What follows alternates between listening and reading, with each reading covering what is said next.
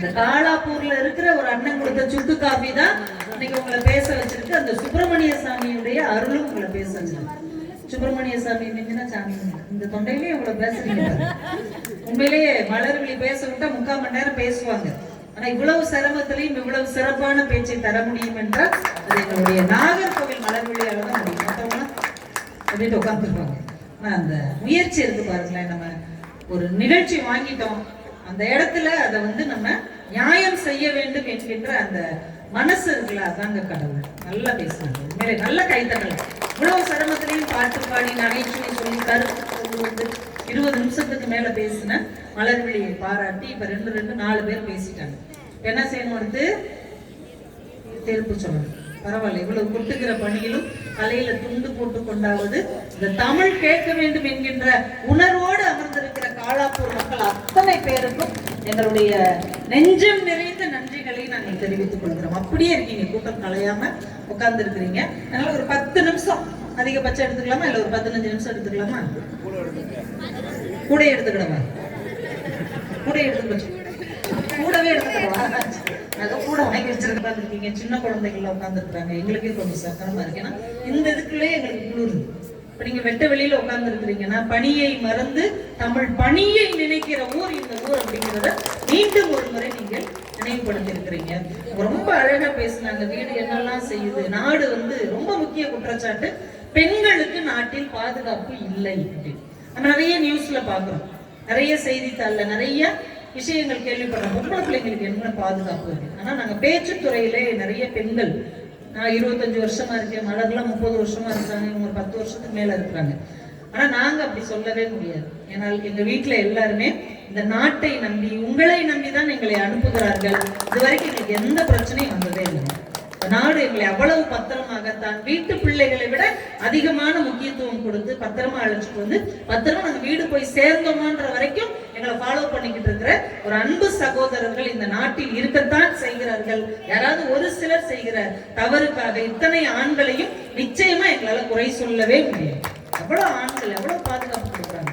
வீட்டுல கோவப்படுற ஆண்கள் கூட சமூகத்துல யாராவது ஒரு பெண் சிரமப்படுறாங்க, கஷ்டப்படுறாங்கன்னா ஓடி போய் உதவி செய்வாங்க. நீங்க பைக்ல போகும்போது கூட பாருங்க, ஆம்பளை பையன் அடிபட்டு விழுந்தாங்கன்னா எரும மாடு எந்திரிச்சு போ, உனக்கெல்லாம் பைக் வாங்கி கொடுத்துருக்காங்க அப்படிம்பாங்க. பொம்பளை பிள்ளை விழுந்துச்சுன்னு வைங்க, பதறி அடிச்சுட்டு வருவாங்க. ஏன் பாப்பா கொஞ்சம் பார்த்து போகலடா, அப்படி ஓரமா போகணும்டா, கவனமா இருக்க வேண்டாமா பொம்பளை பிள்ளைங்க அப்படின்னு யாரோ பெற்ற பிள்ளையை தன் பிள்ளையை போல நேசிக்கக்கூடிய ஆண்கள் வாழுகிற சமூகம் இந்த சமூகம்.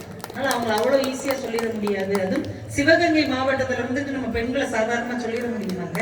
இந்திய சுதந்திர போராட்டத்தில் ஆண்களுக்கு எதிராக ஒரு ஒற்றை மனுஷியாக இந்த தென் தமிழகத்தில் ஒரு பெண் குரல் ஒலித்தது என்றால் அது நம்முடைய வீரமங்கை வேலு நாச்சியார் பிறந்த சிவகங்கை மண்ணில் பெண்களுக்கு பாதுகாப்பு இல்லை சொல்லவே கூடாது. குத்துச்சண்டை வீரங்களை நின்னாங்கல்ல, நான் பதறி போயிட்டேன். அந்த பிள்ளை இப்படி இருக்குது, ஆனா எங்கிட்டு குத்து விட்டு இருக்கு பாருங்க.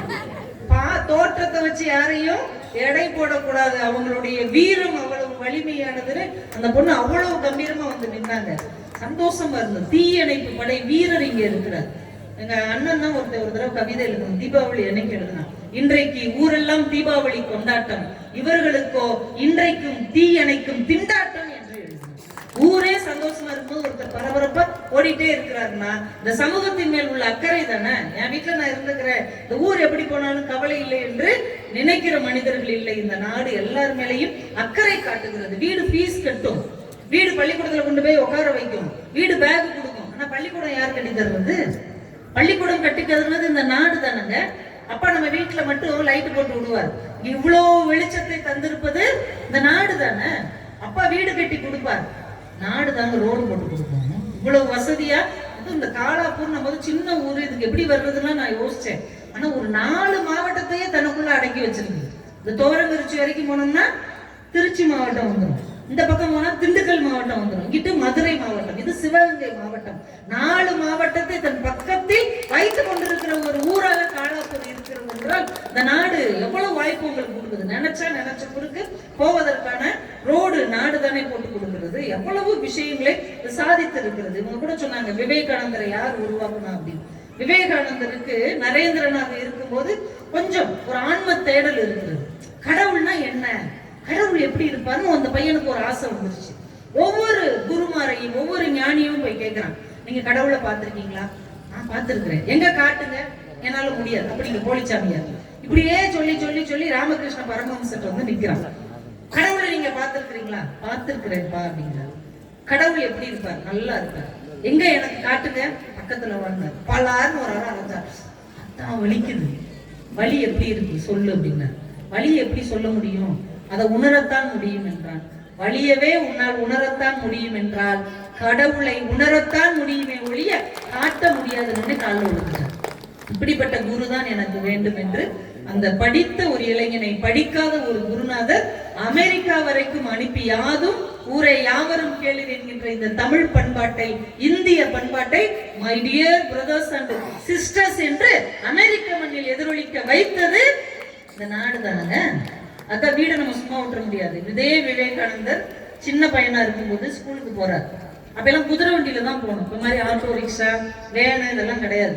குதிரை வண்டியில போறார். அந்த குதிரைக்காரர் அப்படி சாட்டைய சுட்டுக்குன உடனே குதிரை பாயுது. ரொம்ப ஆச்சரியமா இருக்கு. குதிரை என்னமா ஓட்டுறாரு இவர் அப்படின்னு பார்த்துட்டே இருக்கிறார். முதல் நாள் வகுப்புல கொண்டு போய் உட்கார வச்சுட்டாங்க.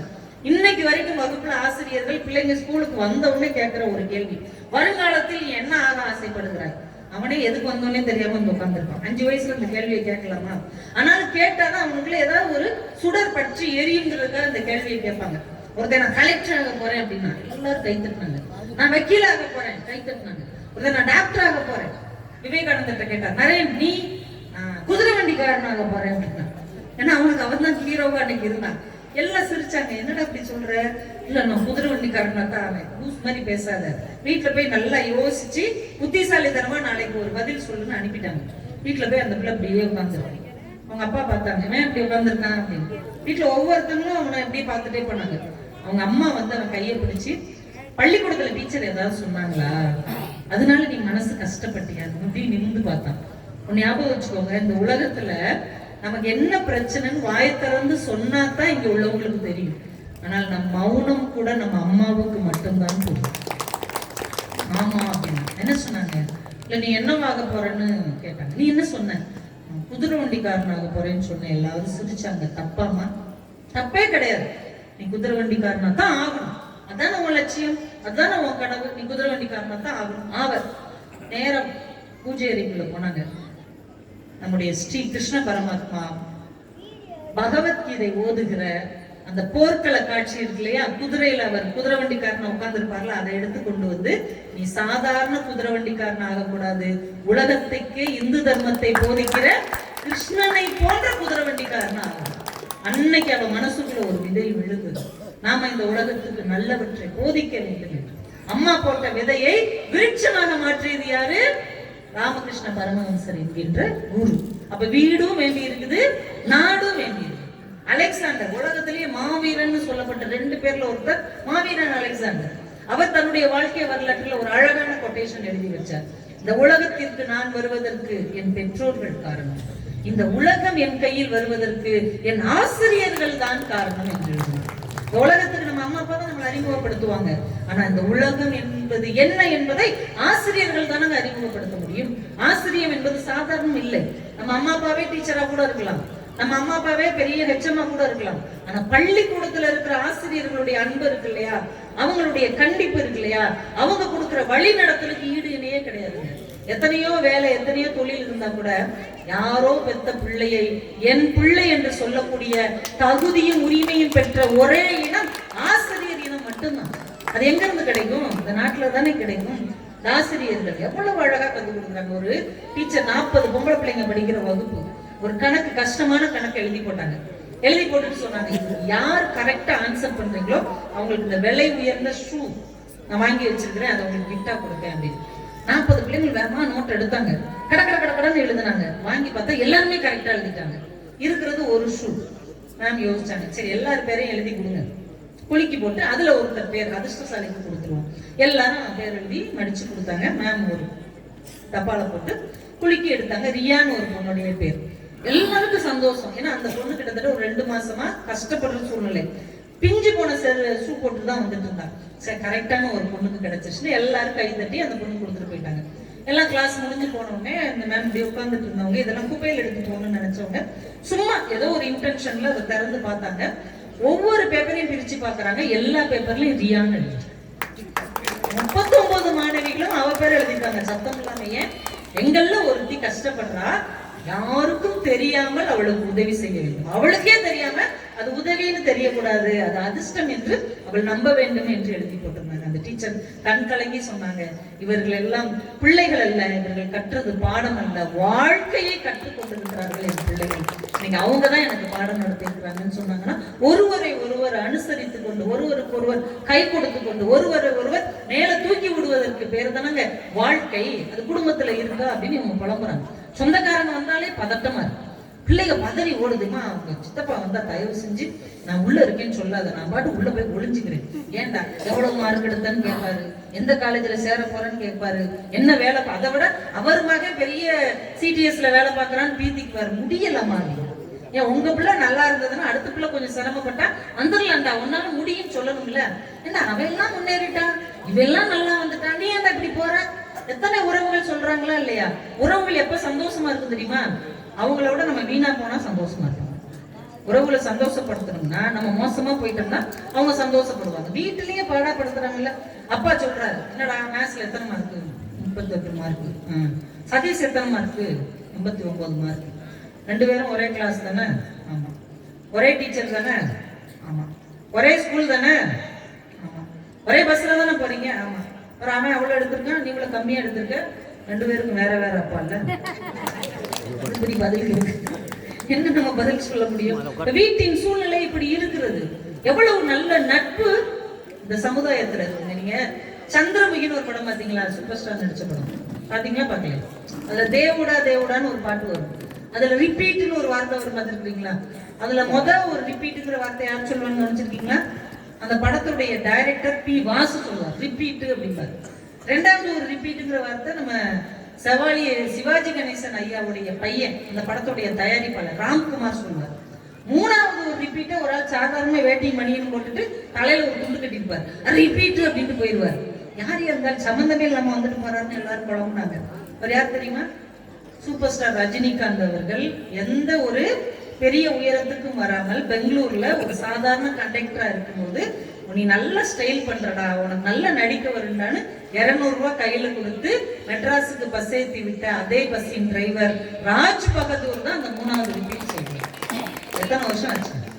ரஜினி சார் நடிக்க வந்து 40 வருஷம் ஆச்சு.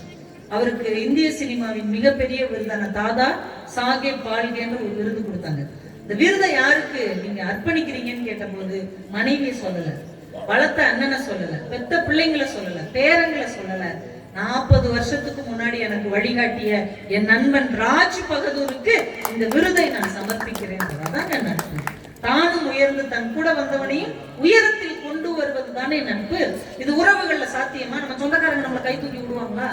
இந்த பாரு அந்த கம்பெனிக்கு அப்ளை பண்ணணும் உங்க சித்தி மாயிட்ட சொல்லாத, நம்மளோட முன்னேறிட்டா நம்ம மதிக்க மாட்டாங்கடா சொல்றாங்களா இல்லையா? இப்ப உறவுகள் இப்படி இருக்கும்போது நட்பு அப்படிலாம் நினைக்காம நல்லா வரட்டும் அப்படின்னு நினைக்கிறாங்களா இல்லையா? சில வீடுகளை பெத்தவங்களே பிள்ளைங்களை எவ்வளவு டிமோட்டிவேட் பண்றாங்க. திருவள்ளூர் பக்கத்துல நாராயணபுரம் ஒரு ஊர், அங்க ஒரு சாதாரண விவசாய கூலி வேலை பார்க்குற அம்மா அப்பா. அவங்களுக்கு ஒரு பெண் குழந்தை பிறந்தது. சரி, நல்ல மகாலட்சுமி பிறந்திருக்கான்னு சந்தோஷப்பட்டாங்க. 2வது எப்படியாவது ஆண் குழந்தை பிறக்கணும் கடவுளை எல்லாம் வேண்டுனாங்க. 2வது பெண் குழந்தை பிறந்துருச்சு, நடான்ட்டு அந்த பிள்ளைக்கும் நல்ல பேர் வச்சாங்க. 3வது எப்படி ஆம்பளை பிள்ளை பிறந்துருன்னு விரதம்லாம் இருந்து சாமிக்கெல்லாம் வேண்டிக்கிட்டாங்க. 3வது பெண் குழந்தை பிறந்துருச்சு. ரொம்ப கடுப்பாகி போய் என்ன பேர் வச்சாங்க தெரியுமா அந்த பிள்ளைக்கு? நம்ம மதுரை உசிலம்பட்டி எல்லாம் ஒரு பேர் வைப்பாங்க தெரியுமா பொம்பளை பிள்ளைங்களுக்கு? போதும் பொண்ணுன்னு வைப்பாங்க. அவங்க என்ன பேர் வச்சாங்க தெரியுமா? வேண்டாம்னு பேர் வச்சுட்டாங்க. பேரே வேண்டாங்க. அந்த பிள்ளைக்கு எவ்வளவு வேதனையா இருக்கும். ஆனா அந்த பிள்ளை நல்லா கஷ்டப்பட்டு படிச்சு 12th நல்ல மார்க் வாங்கி மெரிட்ல சிஐடில போய் சேர்ந்துருச்சு, இன்ஜினியரிங் சேர்ந்துருச்சு, மெரிட்ல சேர்ந்துருச்சு. அங்கேயும் போனா வேண்டாம், நீ வர வேண்டாம், நீ இங்க உட்கார வேண்டாம், நீ அங்க போக வேண்டாம், இப்படியே எல்லாரும் கேள்வி பண்ணியிருக்காங்க. அந்த பிள்ளைக்கு ரொம்ப வெக்ஸ் ஆயிடுச்சு. பிரின்சிபால் கூப்பிட்டு வாங்க அவன் பேர் என்ன அப்படின்னு இருக்காரு. வேண்டாம் அப்படின்ட்டு போயிருக்கு. என்ன கொடுத்தாங்க? வேண்டான்ட்டு போ சார், அந்த பிள்ளை பேரே வேண்டாங்க. வேண்டாம்னு ஒரு பேராமா, இனிமே அதை கேட்க வேண்டாம் அப்படின்ட்டாரு அவரு. அவருக்கு ரொம்ப நொந்து போய் இந்த டைம் கிடைக்கிற நேரத்துல எல்லாம் ஃப்ரெண்ட்ஸுகளோட யாரு கூடயும் உட்காந்து பேசாம எக்ஸ்ட்ரா ஒரு லாங்குவேஜ் படிப்போம், ஜப்பானீஸ் லாங்குவேஜ் எடுத்து படிக்க ஆரம்பிச்சாங்க. 4th இயர் படிக்கும் போது கேம்பஸ் இன்டர்வியூல ஜப்பான்ல இருந்து ஒரு நிறுவனம் வந்தது. ஒரு 20-25 பேரை தேர்ந்தெடுத்து இன்டர்வியூ வச்சாங்க. ஒன்னொன்னும் தட்டு மாதிரி இங்கிலீஷ்ல பேசிச்சு, தமிழ்ல பேசிச்சு, என்னென்னமோ முயற்சி பண்ணுச்சு. நம்மால என்ன மொழியில பேசிடுவோம், அடிச்சு ஜப்பானீஸ் மொழியிலே பேசணும்னு அசந்து போய் அவளுக்கு அந்த இடத்துலயே 22 லட்சம் ரூபாய் சம்பளத்துக்கு அப்பாயின்மெண்ட் ஆரம்பிச்சாங்க.